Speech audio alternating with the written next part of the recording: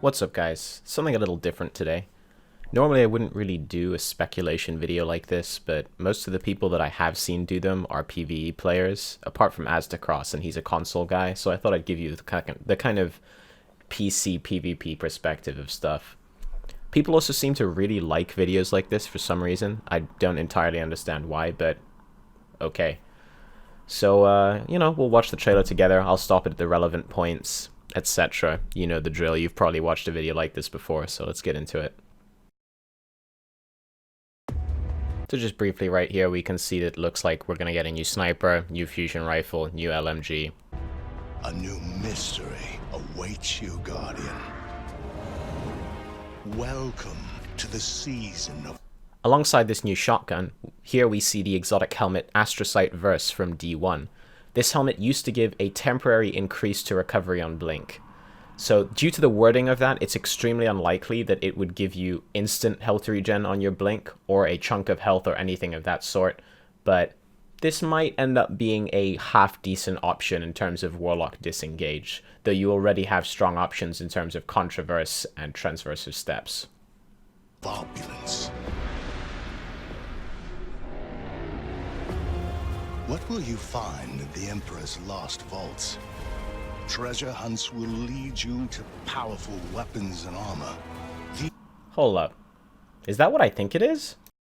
These will quickly boost your power level and prepare you for the menagerie. This season's all... That's Peregrine Greaves! What if everything you ever wanted was to kick people in the face forever? You will need Spectral Blades. Get that shadowboxing invisible shenanigans out of here. You will need Dawn Blades and make them weep celestial tears. You will need other Titans and deny them their absolutely broken Juggernaut Super. You will die alone atop the mountain of corpses you've left in your wake as your life dissolves into a nightmarish hellscape of violence and depravity. So on a more serious note, this is actually a legitimate exotic choice that could be potentially top tier or at least very, very useful. So what Peregrine Greaves did in D1 was they massively buffed the damage that your shoulder charge did if you did the shoulder charge in the air. So that's as easy as you sprint, you just jump, and then you shoulder charge. Now the significance of this is that it lets shoulder charge one-shot supers. Right now, we are in a pretty super dominant meta. Snipers can no longer one-shot supers to the head. We don't really have consistent good ways to outplay supers. It's on you to try and make some ridiculous play or the super to make a horrific play. There isn't like a good consistent way to guarantee do it against a player who is just as good as you. But Peregrine Greaves, if you're a Titan, give you an option to take a shoulder charge class and actually be able to relatively reliably have like a tool to shut down supers. You still have to get to them, you still have to shoulder charge them, so if that Dawn Blade is floating up way in the air, you're still not going to be able to get to them and shoulder charge them easily, but it gives you an option. You're not completely powerless, you know? Your only option isn't just to run away. New 6-player match-made activity. Here we can see the exotic rocket launcher Truth from Destiny 1. So, okay, it's an exotic rocket launcher. In Destiny 1, the main things that made it unique were its exotic perk, Prototype True Seeker, which meant that rounds fired from the weapon seek their targets aggressively, so it just had really aggressive tracking. And then on top of that, a lot of rockets in Destiny 1 also had a perk called Grenades and Horseshoes, which is essentially proxy det on grenade launchers at the moment. They would detonate early based on proxy to targets. So realistically, in Destiny 2 meta, I don't think this is going to be that significant PvP-wise. It's probably going to be okay, like pretty solid, as a rocket launcher option. If you wanted a rocket launcher, not sure why you would in PvP. But Wardcliff is going to do the same thing as this, but better. Where this could like seek a target around the corner to some extent, Wardcliff already seeks targets as well. It's got relatively good tracking with the Catalyst. And on top of that, you can blanket a very wide area so you can get multi-kills more easily. So PvP-wise, this is going to be a decent rocket launcher option if you really wanted that for whatever cosplay build you're doing, but it's not going to dethrone Wardcliff or anything.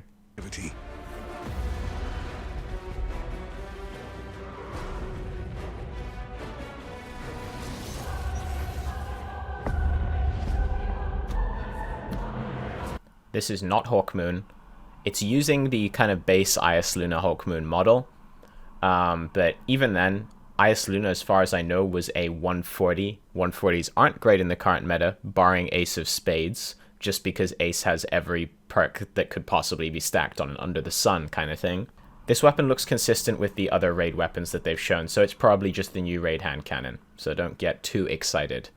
Also, a brief point on Hawkmoon. So Hawkmoon's main thing, exotic thing that it did, was that it could have lucky bullets, and those lucky bullets could also stack on top of each other. So in D1 PvP, you could go into a gunfight, get a lucky crit, and just two-shot people. In general, I think that's horrific PvP design. So far, they haven't done anything like that in D2, but the introduction of Ace kind of did the same thing to some extent. So if you have a gun with kill clip, you get a kill with it, now your gun is more powerful, but if somebody gets killed by that once, they can watch for your name in the kill feed, and then they'll know, oh, you just got a kill with your hand cannon, you now have kill clip, I'm not going to engage on you for X amount of seconds, so I know your kill clip's gone. The problem with Memento Mori, because it lasts forever, is that you can go get a kill across the map, and then toddle your way over, and literally a full 2 minutes later, you can now engage me, and you have a damage buff that I didn't have any way to know that you had, because it's just not realistic to make people track that amount of information for that amount of time. There's too much you're thinking about in PvP. So that is an introduction of something where somebody can come into a gunfight and have an advantage over you, and you don't know anything about it in terms of just weapon damage. So realistically, they may end up adding back the Hawkmoon lucky round perk, though I really hope that they don't, because it's adding RNG to gunfights is just base fundamental bad PvP design. That's not what PvP is about. Anyway, let's stop talking about that and keep going on with this. Grow strong, Guardian. Prove your worth.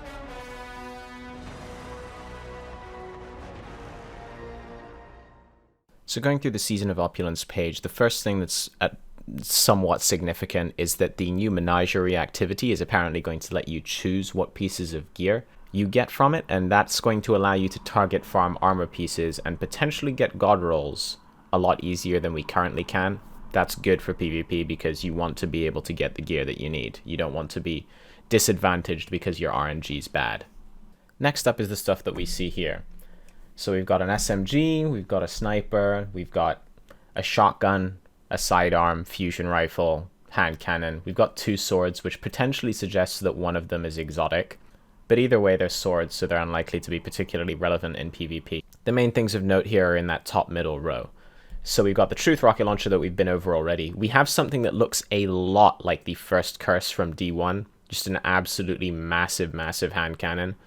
If it is the first curse, in D1 it was a 110, and 110s in D2 are not particularly fantastic just because of the punishing nature of using them and the fact that between your first and second shots, any other hand cannon user will be able to flinch you off target. So it's unlikely that you're going to win straight gunfights with them. They're very much like a team-shotting weapon. Personally, that doesn't fit my style of play, and I don't feel like the advantages gained offset the disadvantages in my case.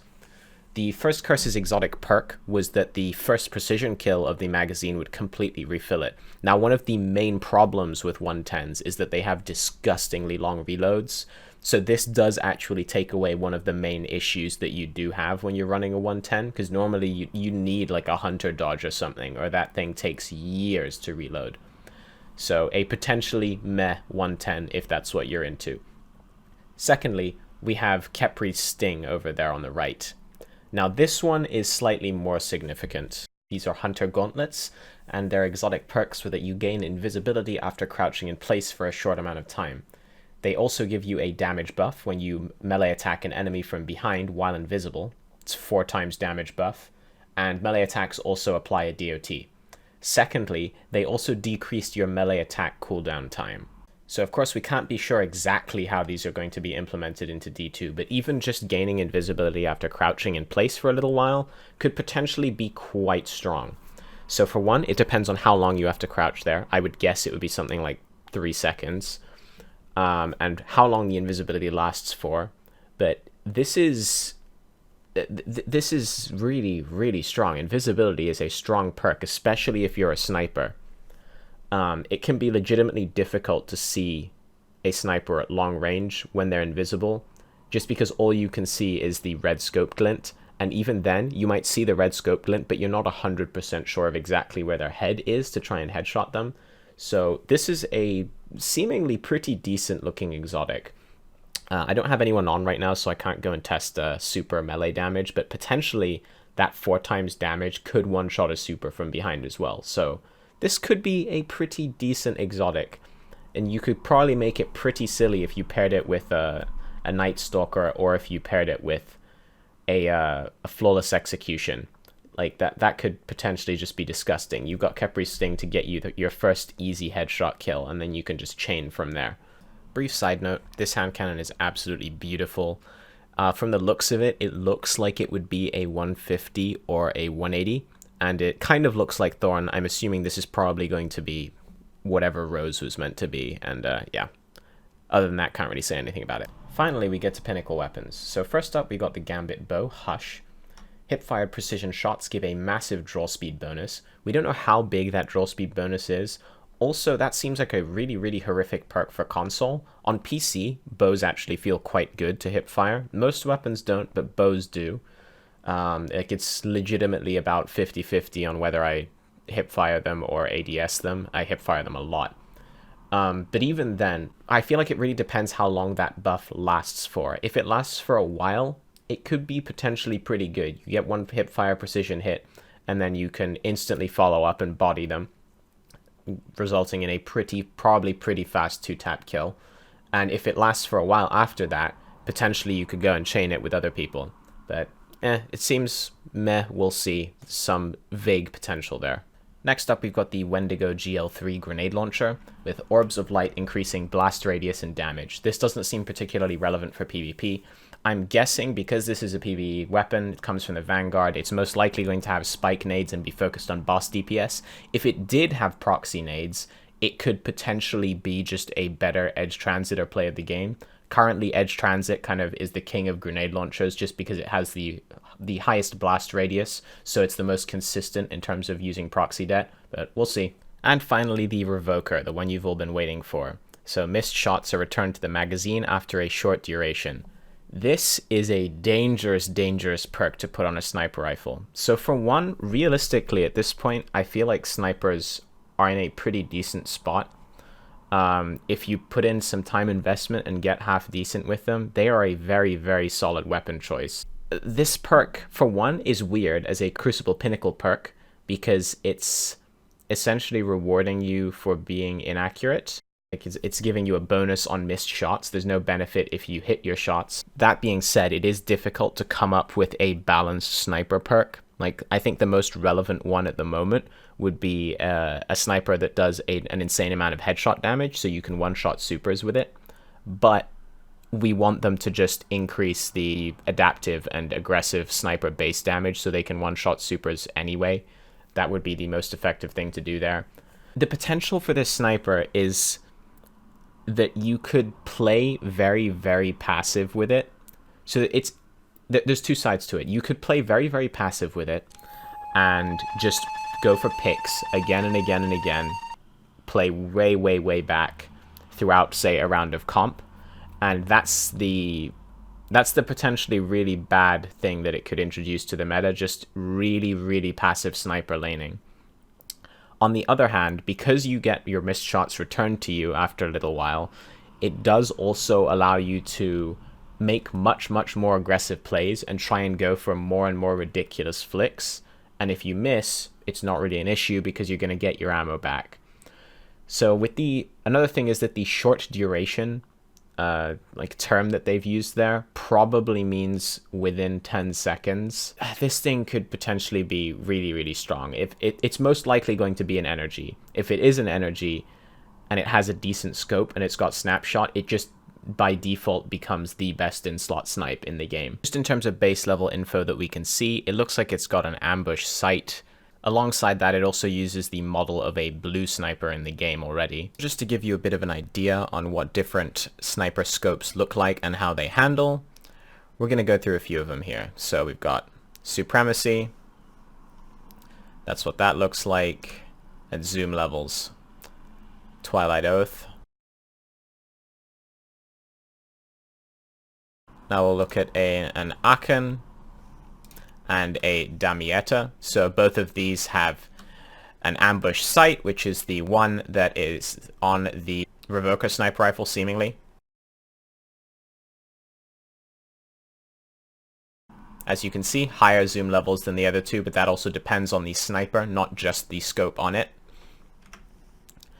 And then here you can see the Tongren sniper rifle that has the same base model as the Revoker. This has long view scopes, and there you can see kind of what it looks like. So we'll see. At the end of the day, you never really know. They've had times before where they have a same base model, but they completely change the archetype, so we can't be sure that it's going to be a rapid fire. It could be anything. But that's about that. This video has been way longer than I expected it to be or wanted it to be, and I will catch you later.